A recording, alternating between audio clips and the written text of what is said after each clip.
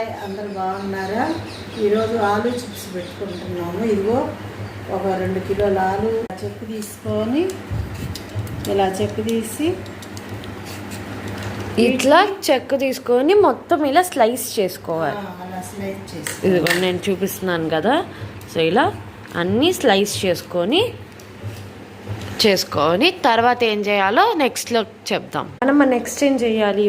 ఇగో అన్నీ మనము ఇలా చిప్స్ లాగా చేసుకొని వేడి నీళ్ళు పెట్టుకొని కాగబెట్టుకొని వేడి నీళ్ళు పొంగులు వస్తున్నాయి. కొంచెం 1 నిమిషం ఇప్పుడు అవన్నీ దానిలో వేసుకోవాలి.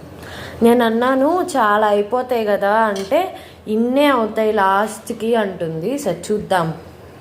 ఇవన్నీ ఇందులో వేసేసుకొని ఒక 70% ఉడకనివ్వాలి. అంతే, ఒక 2-3 మినిట్స్. అంతేనా? ఎక్కువ ఉండకూడదా? ఓకే. ఇలా స్లైస్గా చూడండి. పల్చదనం కూడా నేను చూపిస్తున్నాను కదా. ఇలా స్లైస్ ఇదిగోండి ఇంత ట్రాన్స్పరెంట్గా కావాలి. ఇంత అప్పుడు తొందరగా ఎండుతాయి అండ్ టేస్ట్ కూడా బాగుంటుంది. ఓకే, ఉడకబెట్టుకున్నాక మళ్ళీ చూపిస్తాను. ఇందులో ఉప్పు, రుచికి కాస్త ఉప్పు. ఓకే, ఇంకో 2 మినిట్స్ ఉడకాలా? ఓకే, అదిగోండి పొంగొచ్చింది. చాలా ఎక్కువ ఉడకక్కర్లేదు.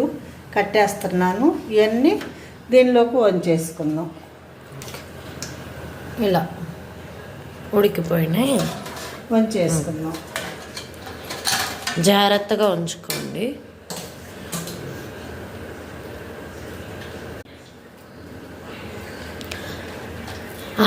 అన్నీ ఒకే వీడియోలో చూపించాలంటే కుదరదు కాబట్టి ఒక 2 పార్ట్స్ 3 పార్ట్స్ పెడతాము. సో చూడండి, ఆలు చిప్స్ ఉడికిపోయినాయి. సో ఇలా ఒక్కొక్కటి ఓపిక్గా మొత్తం పెట్టుకోవాలి. పెట్టుకున్నాక చూపిస్తాను. సో ఎండ ఎక్కక ముందే మనం కానిచ్చుకొని చేసుకుంటే సో మనం పెట్టేస్తే ఎండ వచ్చేసరికి ఇంకా ఆరిపోతాయి అన్నమాట.